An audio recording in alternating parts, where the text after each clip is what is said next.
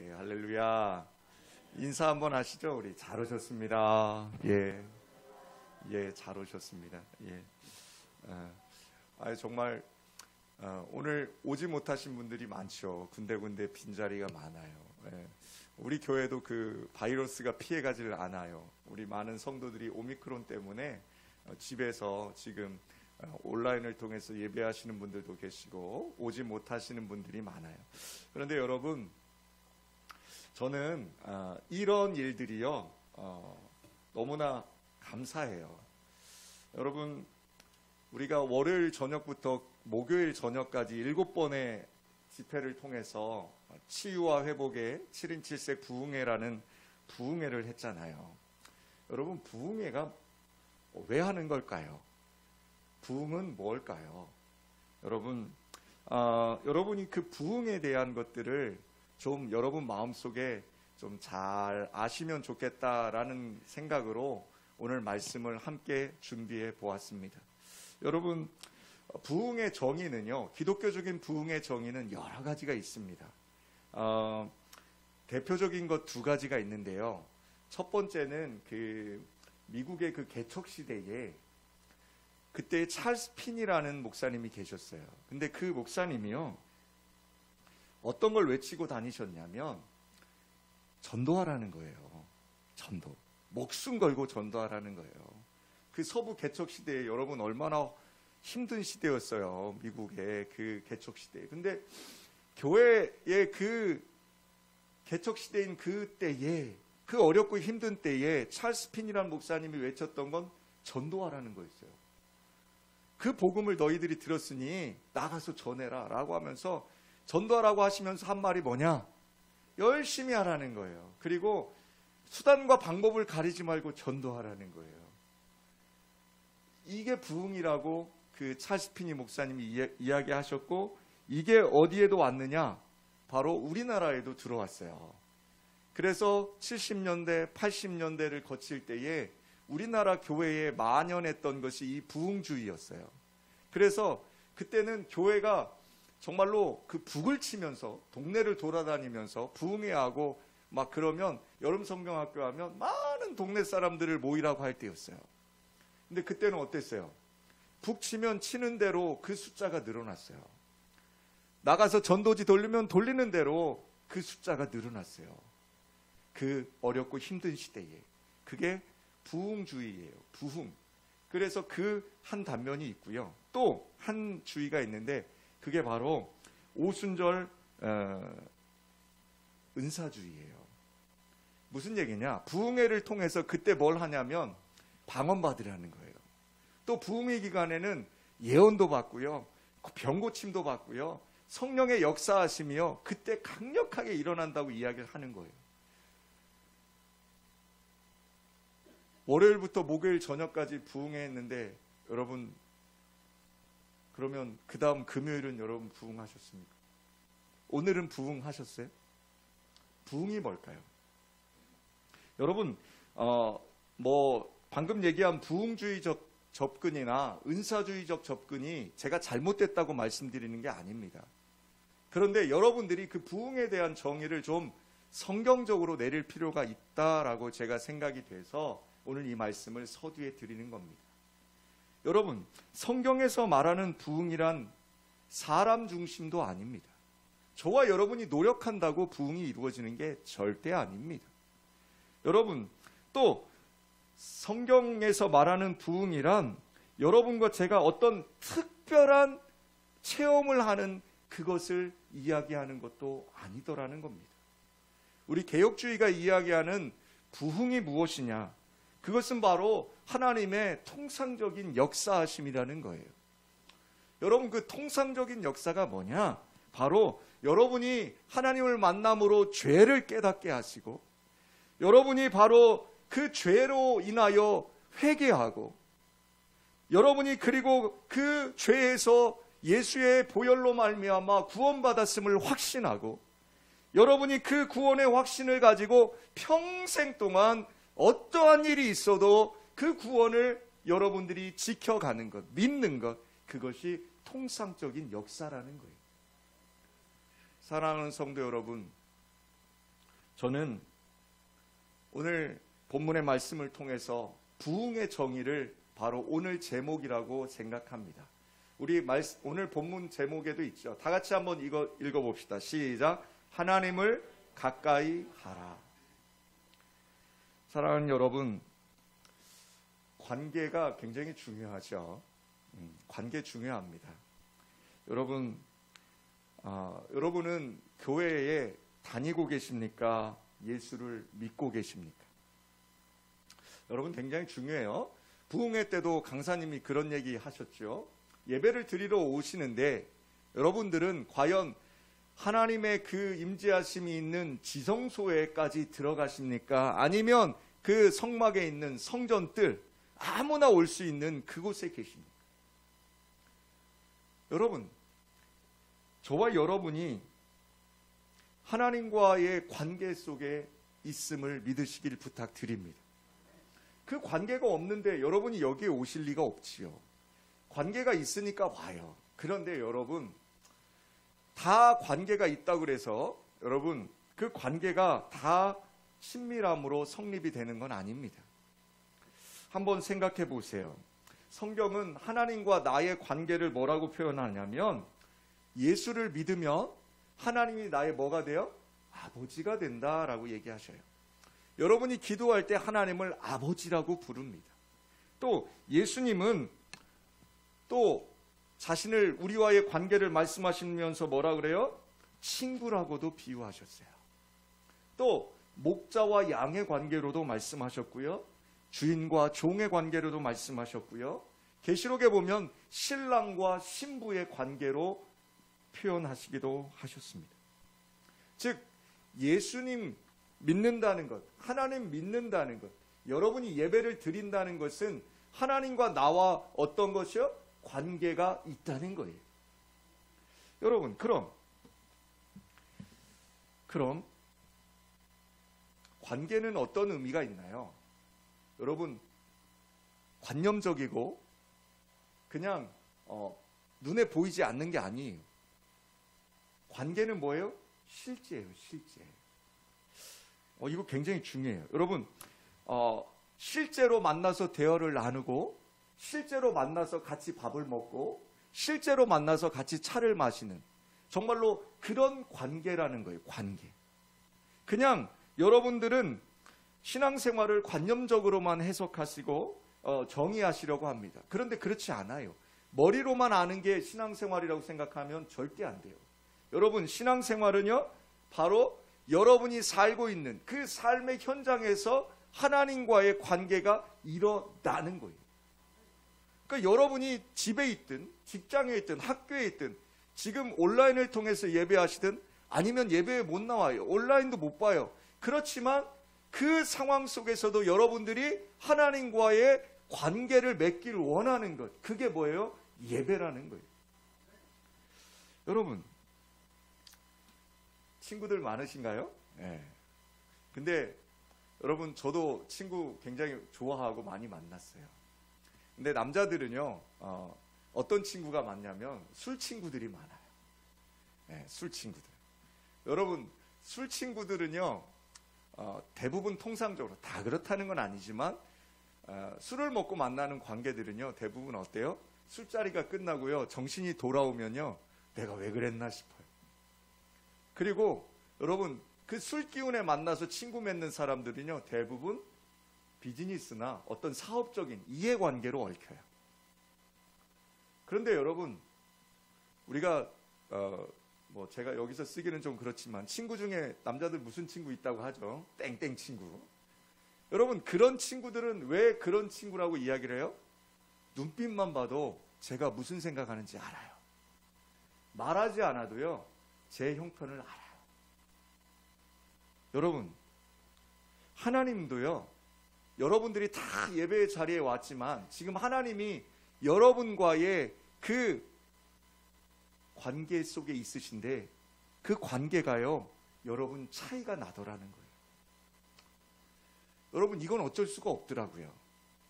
성경에도 하나님께서 그 관계 맺는 것을 쭉 얘기를 하세요. 여러분, 출애굽기 24장에 보면 하나님이 시내산에서 모세를 부르시는 장면이 나와요. 그런데 하나님이 그 시내산으로 올라오라고 하면서 그 백성들은 진에 머물게 해요. 그리고 또 아론과 나답과 아비후와 70인의 장로들은요, 시내산 중턱에 머물게 하세요. 그리고 오직 누구만요? 모세만 하나님께서 꼭대기로 부르셔요. 그리고 모세와 대면하셔요. 여러분, 모세가 그런 하나님을 세상을 떠나기 전에 뭐라고 말하는 줄 아세요? 대면하던 자다라고 얘기해요. 대면하던 자. 여러분은 어떠십니까? 지금은 구약시대가 아니죠. 새 언약의 시대예요. 우리가 새 언약의 백성으로 살아갑니다. 예수님을 믿음으로 죄사함 받고 새로운 피조물이 되고 성령 하나님이 내 안에 임재해서 계세요. 그런데 성령 하나님이 내 안에 있는 여러분들이 하나님과의 관계를 어떻게 맺고 계시냐는 거예요. 아직도 예배당에 와서 예배당만 도장만 찍고 가시는 분들이 계신가요?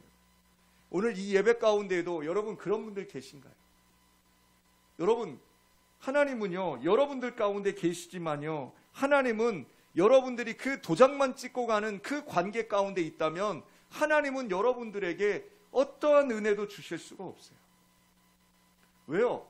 여러분들이 하나님 앞에 드린 그 헌신, 그 여러분들이 지금 예배를 드리는 이 모든 행위가 뭐라고요? 바로 하나님께 드리는 거거든요. 근데 여러분이 드리질 않아요. 예배를 드리지 않고 예배를 뭐 한다고요? 본다고요. 여러분, 왜 저희가 자꾸 온라인을 통해서 예배하는 걸 예배가 아니라고 이야기를 하냐면, 그건 임시적인 겁니다 라고 얘기를 하는 거냐면, 자꾸 온라인을, TV를 통해서, 스마트폰을 통해서 여러분이 예배를 드리는 게 아니라 보는 데 익숙해지기 때문에 그런 얘기를 하는 거예요. 여러분, 예배는 보는 게 아니라 드리는 거라고 제가 다시 한번 말씀드립니다. 그래서 여러분, 그 예배 드림의 시작은 어디라고요? 주일날 여러분이 예배당에 가시는 그 일어나는 순간부터가 예배의 시작이 돼야 돼요. 여러분, 그래서 하나님은 여러분들에게 뭐라고 말씀하시냐면, 마음을 다하고 성품을 다하고 뜻을 다하여 주님을 사랑하라고 이야기합니다. 여러분, 제가 부흥을 오늘 이 말씀의 제목이라고 했어요. 하나님을 가까이 하라. 그러면 여러분, 야고보 기자가, 오늘 본문에 야고보 기자가 하나님을 가까이 하라고 말합니다. 8절에 그렇게 기록되어 있어요. 그런데 이 가까이 하라라는 뜻은요, 어떤 물리적인 거리를 이야기하는 것이 아닙니다. 어떤 거냐? 바로 마음의 거리. 곧 뭐예요? 친밀함. 친밀함. 여러분, 제가 제 딸 사랑이를 보면, 여러분 다 그렇잖아요. 여러분 자녀들 보면 어때요? 그 친밀함이요? 이루 말할 수 없잖아요. 막 그 안아주고 싶고 깨물어주고 싶고, 이제는 뭐 다 커서 자꾸 도망다녀요. 저 보려고도 안 해요. 근데 어찌됐든 걔가 아무리 그래도 아비로서 그 마음은 어때요? 늘 그러고 싶은 거예요. 그런데 얘가 도망다녀요. 얘가 도망다녀요. 싫다는 거예요. 아유, 징그럽다는 거예요. 예? 아빠들 되게 상처받죠. 예. 요즘은 뭐 이제 초등학교만, 고학년만 돼도 아빠가 뽀뽀해주면 싫다고 도망다녀요. 여러분, 그런 거예요. 여러분, 하나님께서 여러분들하고 뭐라고 말씀하셔요? 그렇게 좀 친밀함을 갖고 싶으시다는 거예요. 그렇게 해주고 싶다는 거예요. 그런데 여러분들이 어떻게 하고 있어요? 가까이를 하진 않아요. 여러분, 하나님은 왜 여러분에게 가까이 하라고 말씀하실까요? 그 이유가 있어요. 첫 번째, 오늘 본문에 8절에 이렇게 돼 있죠. 8절 한번 보세요. 하나님을 가까이 하라, 그리하면 너희를 가까이 하시리라 라고 합니다. 여러분이 하나님을 가까이 하셔야만 하나님이 여러분을 어떻게 한다고요? 가까이 하신다라는 거예요. 요즘 사회적인 문제가 되는 사건이 종종 있었어요. 그게 뭐냐면 데이트 폭력이라는 거예요. 여러분, 데이트 폭력이 뭔지 하면 전혀 모르는 사람을 폭행하는 게 아니라 남녀가 서로 사귀다가요, 서로 뜻이 안 맞아서 이제 우리 헤어져 라고 얘기를 했는데 이 남자가요, 헤어지자는 여자를 어떻게 해요? 강압적으로 가둬놓고 때리고 막 이런 일을 해요. 심지어는 그의 부모까지 찾아가서 험한 일을 해요.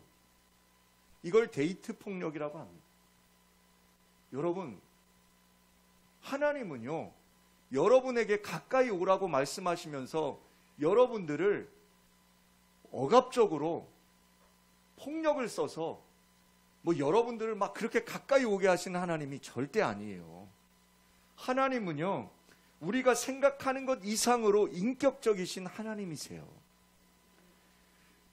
그 하나님께서 우리와의 관계를 맺고 싶어 하시는데, 그래서 관계도 인격적으로 맺어가시길 원하는 거예요. 여러분과 제가 죄 가운데 있었잖아요. 근데 하나님이 우리에게 은혜를 베푸셨지요. 불가항력적인 은혜를 베푸셔서 우리를 죄에서 구원하십니다. 하지만 그분의 자녀로 삼아주시고 강제적으로 여러분한테 강제적으로 너 안 와? 빨리 와.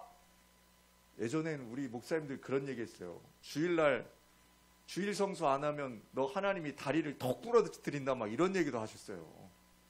진짜 무서웠어요, 어린 마음에. 근데 그런 하나님이 아니시라는 거예요.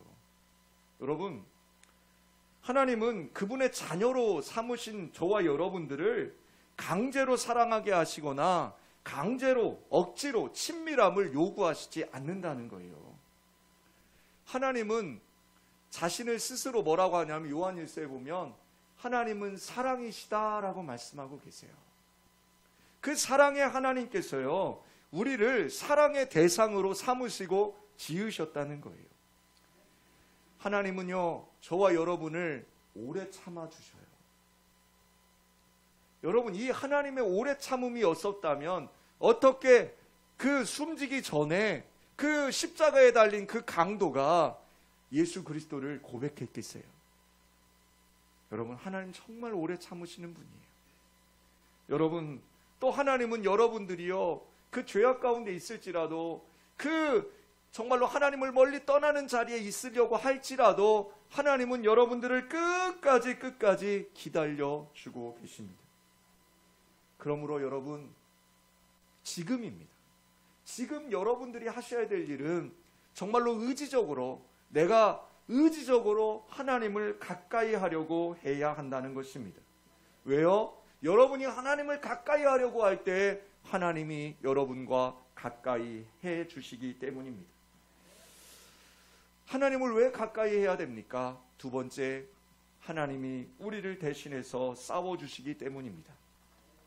여러분, 하나님께서는요, 저와 여러분에게 가까이 하라고 말씀하시면서 여러분이 가까이 오지 않으면 하나님의 싸움에 여러분이 동참할 수가 없어요. 근데 하나님께 여러분이 가까이 오시잖아요? 그러면 여러분의 그 싸움을 누가 싸워주신다고요? 하나님이 싸워주신다는 거예요. 그게 어디에 있느냐? 바로 구약의 역사, 특히 출애굽한 이스라엘 백성들의 역사를 보면 그 전쟁 속에서요, 전쟁이 굉장히 많아요. 성경에 보면, 구약 성경에 보면. 왜 전쟁의 역사를 써놨을까요? 그 전쟁은 단 두 가지예요. 실패한 전쟁, 승리한 전쟁. 실패한 전쟁은 뭐라고요? 하나님이 싸우시지 않은 전쟁이었고요. 성공한 전쟁, 승리한 전쟁은요, 하나님이 싸우신 전쟁이었어요. 즉, 그냥 법칙이에요. 하나님께 내어 맡기고 두 손 들고 하나님 앞에 엎드려서 하나님, 이 싸움 하나님 겁니다 고백한 싸움은요, 모조리 하나님이 승리하게 하셨어요. 그런데 하나님께 나오지 않아요. 그리고 뭐해요? 자신의 의지와 자신의 생각으로 그 싸움을 해요. 그러면 모조리 패하게 하셨어요. 왜요? 그 당시 출애굽한 이스라엘 유대 민족들은요, 정말 그쪽 그 고대 근동에서는요, 볼품없는 사람들이었어요. 왜요? 그들은요, 왕도 없었지요, 군대도 없었지요, 무기도 없었어요. 그런데 사람이 참 묘하죠? 그렇게 아무것도 없는 상태에서 뭐가 조금씩 생겨요. 내가 뭐가 좀 될 것 같아요. 그러면 바로 나오는 게 뭔지 아세요? 나예요, 나. 하나님은 온데간데 없고요, 나. 그리고 잘 된다는 걸 쫓아가요. 거기 갔더니 뭐가 되더라? 그래서 거길 쫓아가요. 자기가 뭘 좀 하면 되는다고 생각해. 여러분, 절대 아닙니다. 속지 마십시오. 마귀에게 속지 마십시오. 여러분, 하나님 가까이 하시길 부탁드립니다. 하나님이 싸워 주셔야 한다는 것입니다. 주를 멀리 하는 자는 망한다라고 시편에 기록되어 있어요. 여러분, 이 말씀 기억하시길 부탁드립니다. 주를 멀리 하는 자는 망하리니 음녀같이 주를 떠난 자를 주께서 다 멸하셨나이다 라고 시편에 기록되어 있어요. 사랑하는 여러분, 세상은 돈 많이 벌고 좋은 직장 다니고 건강하고 출세하면 성공했다고 말하고 그것이 복이라고 합니다. 그러나 그 출세가, 그 돈이, 그 건강이 하나님과 멀어지게 한다면 그것은 복이 아니라 저주라는 것입니다. 가난합니다. 병들었습니다. 끝간데 없이 내려갔습니다. 관계에 문제가 있어서 마음이 너무너무 상해 있습니다. 그때 여러분이 하나님 앞에 나와서 울며 기도하고 있다면 그것은 저주가 아니라 바로 복이 된다는 걸 믿으시길 부탁드립니다. 함부로 성공과 실패를, 복과 저주를 말하지 마십시오. 여러분, 끝까지 봐야 합니다. 마지막으로 우리는 이제 하나님을 가까이 하는 삶의 모습을 살펴봐야 되겠습니다. 여러분이 지금 여러분 자신을 한번 점검해 보시라는 얘기입니다. 내가 하나님과 가까이 하는 삶을 살고 있는지. 첫째, 오늘 본문의 7절에 이렇게 되어 있습니다. 마귀를 대적하라. 그러면 너희를 피하리라. 사랑하는 여러분, 왜 이 말씀을 야고보 사도는 기록하고 있을까요? 우리의 삶이 영적인 전쟁일 뿐만 아니라 마귀가 하는 일이 뭐냐? 바로 저와 여러분을 하나님과 멀게 하는 거예요. 멀게 하는 거예요. 멀게. 하나님을 가까이 못하게 하는 게 마귀가 하는 일이에요. 그 구원파들이 하는 얘기 들어보면 다 마귀 짓이래요. 애가 아파도 마귀 짓이고, 뭐 일이 안 돼도 마귀 짓이고, 뭐 몽땅 마귀 짓이래요. 여러분, 성경을 그렇게 풀면 절대 안 됩니다. 여러분, 마귀가 하는 주된 일은 뭐라고요? 하나님과 여러분을 가까이 하지 못하게 하는 일이에요. 자, 여러분, 왜 야고보 사도가 이 말씀을 기록했느냐? 바로 마귀가 여러분을 하나님과 멀게 하는 방법이 뭔지를 여러분 살펴봐야 돼요. 주로 선택하는 게 돈이죠. 돈 문제 생기면요, 뭐 목사님이고 뭐 장로님이고 권사님이고 교회고 뭐가 없다는 거예요.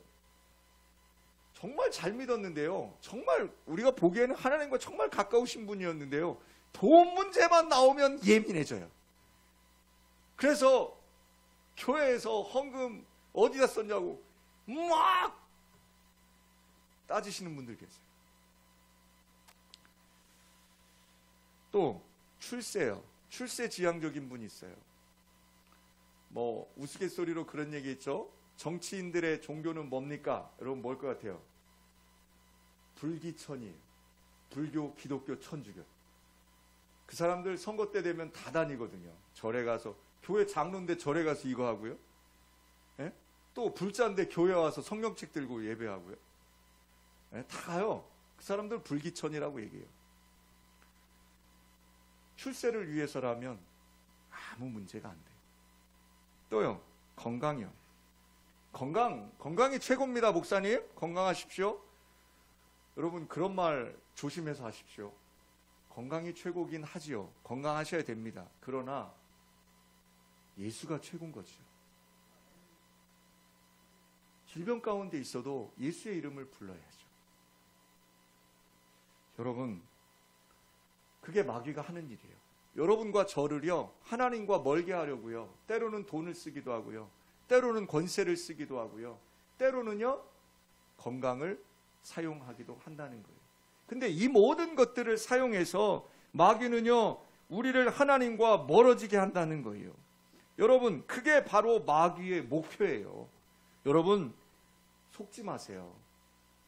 여러분이 비록 돈이 없든 아니면 갑자기 돈이 많아지든, 여러분 갑자기 여러분이 오미크론 때문에 교회를 못 오게 되든 아니면 오미크론에 안 걸려 있든, 여러분 이런 것들이 여러분들 마음속에 하나님과의 그 관계 속에 문제가 된다면 여러분 그런 것들은 마귀의 시험임을 믿으시길 부탁드립니다. 여러분 그건 문제가 안 돼요. 하나님과 가까이 하려고 하는 여러분의 마음을 무엇인가가 못하게 막고 있다면 여러분 그건 필시 마귀의 시험 가운데 있음을 믿으시길 부탁드립니다. 어떠한 경우에든지 저와 여러분은 하나님과 가까이 해야 한다는 것입니다. 여러분 하나님과 가까이 하는 사람은요, 첫째 마귀를 대적합니다. 둘째 기도합니다. 여러분 기도하는 삶 살고 계십니까?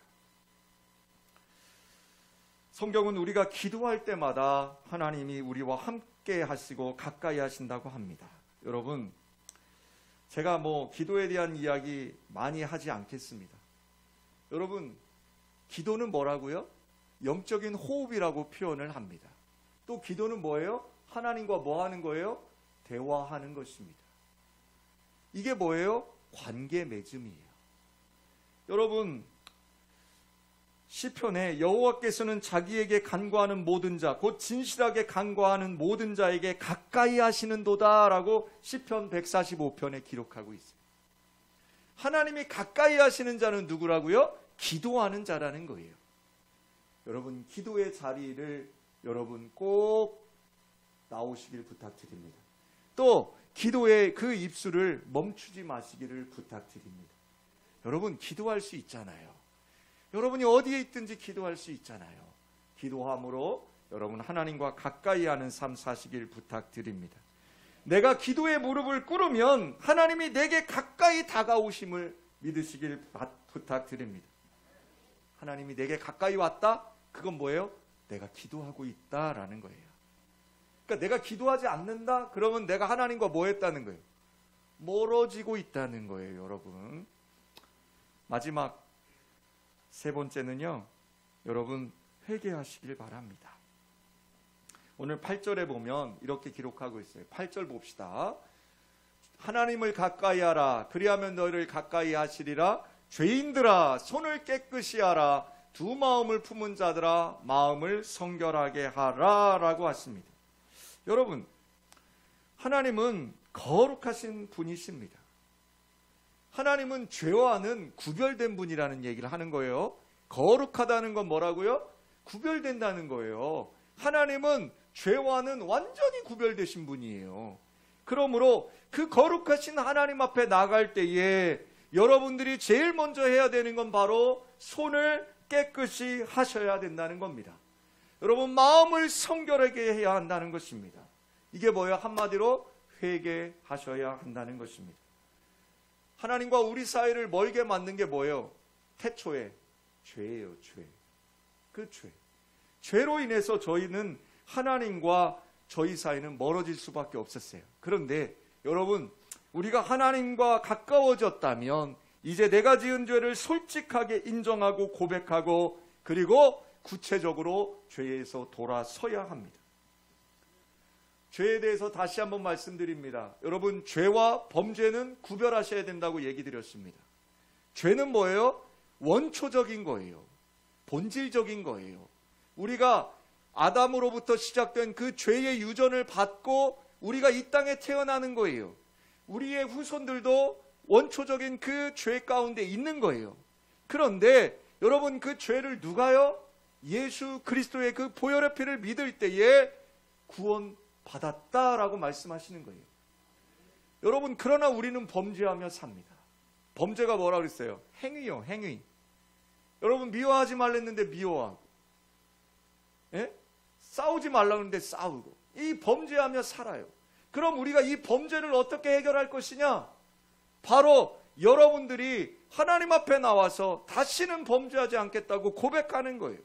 그리고 그 범죄하면서 돌이키는 거예요. 여러분 기억하십시오. 회개하시기 주님의 이름으로 축복합니다. 회개하는 사람이 하나님과 가까이 있다라고 말씀하십니다. 그리고 여러분 9절 한번 보실래요? 제가 9절 PPT에도 있어요. 9절 한번 봅시다. 9절 다 같이 봅니다. 시작. 슬퍼하며 애통하며 울지어다. 너희 웃음을 애통으로 너희 즐거움을 근심으로 바꿀지어다 합니다. 여러분과 제가 회개할 때요, 죄인됨을 인정했다면 슬퍼하고 애통해야 한다는 거예요. 울어야 하고 근심해야 한다는 거예요. 여러분, 예전에 우리 한국교회는요, 모이면 기도했고요, 기도하면 울었어요. 얼마나 많이 자신의 그 사정, 그 개인의 형편, 그것도 힘들 텐데 그때는 개인을 향한 기도보다는요, 교회를 향한 기도, 나라와 민족을 위한 기도, 이웃들을 위한 기도를 하면서 그렇게 펑펑 울었어요. 요즘 울음이 사라졌어요. 교회 가운데 이 애통함이 사라졌어요. 여러분, 저 역시 마찬가지예요. 그런데 제가 서울에서 청소년들과 함께 목회를 할 때는요, 이 애통함이 별로 없었어요. 이제 막 중학생, 막 고등학생 걔네들 보면서 맨날 같이 있으니까요, 애통함이 별로 없었어요. 그런데 제가 청주 예수양기교회 와서는요, 하나님이 이 애통한 마음을 많이 주세요.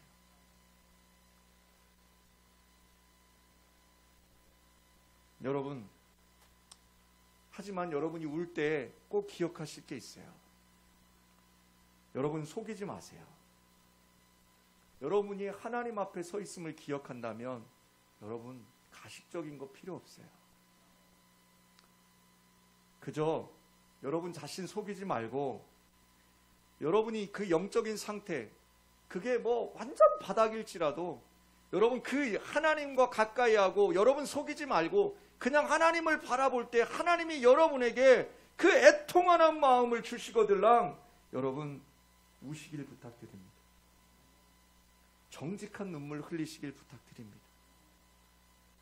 만약 우리가 죄인임을 깨달았어요. 예수 믿는 사람들 그런 분들 많아요. 예수 믿어요. 믿기는 믿어요. 나 교회 다녀요. 그런데 이 세상의 쾌락주의자처럼 노세 젊어서 노세만 하고 있어요. 이사야서에 보면 내일 죽으리니 먹고 마시자 라고 기록되어 있어요. 슬픔과 울음을 피하지 마시길 부탁드립니다.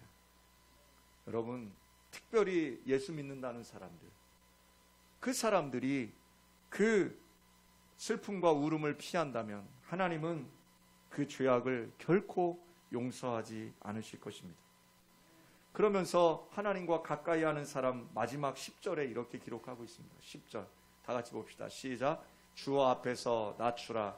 그리하면 주께서 너희를 높이시리라. 저는 오늘 말씀을 마치면서 하나님과 가까이 하는 사람, 어떤 사람이냐? 여러분, 바로 순종하는 사람입니다. 낮추시길 부탁드립니다. PPT 한번 넘겨줘 보실래요? 이게 동시예요. 잘 안 보이는구나. 이게 동시. 제가 읽어드릴게요. 김환영님의 동시인데요. 울꽃이라는 시가 있습니다. 울꽃. 제가 읽어드리겠습니다. 할머니 어디 가요? 예배당 간다. 근데 왜 울면서 가요? 울려고 간다. 왜 예배당 가서 울어요? 울 데가 없다. 이 짧은 시 한 편이 예전에 기도하던 우리의 마음을 잘 담아내고 있습니다. 여러분, 더 이상 낮아질 곳이 없어 하나님 앞에 가서 눈물을 흘리고 하나님 앞에 서기만 하면 눈물이 나왔던 그 예전의 모습은 어디로 가셨습니까? 지금 우리는 어디서 눈물을 흘리고 계십니까? 아니, 여러분 눈물을 흘리기나 하시는지 모르겠습니다. 우리는 야고보서 말씀을 통해서 여러분 무엇을 깨달으십니까? 여러분, 저는 여러분들이 이 말씀을 좀 무겁게 받았으면 좋겠습니다. 주님 앞에서 영적인 가난을 깨닫고 하나님의 도움 없으면 살 수 없는 존재임을 의식하고 여러분 겸비해지셔야 됩니다. 낮아지셔야 됩니다. 하나님을 가까이 하십시오. 그것은 다른 것이 아닙니다. 여러분 하나님 앞에 겸손한 자로 서십시오. 우리를 넘어뜨리려고 유혹하는 마귀들은 우리 안에 그런 정욕이 꿈틀대게 만듭니다. 내가 할 수 있어. 나는 잘 될 수 있어. 여러분 그런 목소리가 들리면 여러분 그렇게 대적하십시오. 예수의 이름으로 떠날지어다. 나를 떠날지어다. 사랑하는 여러분 강력히 선포하시고 하나님 앞에 자신을 낮추시고 날마다 겸비한 삶으로 살아가시길 부탁드립니다. 우십시오. 그래야 내가 삽니다. 하나님 앞에 우십시오. 그래야 여러분의 가정이 삽니다. 하나님 앞에 우십시오. 여러분의 교회가 살아납니다. 여러분 하나님 앞에 우십시오.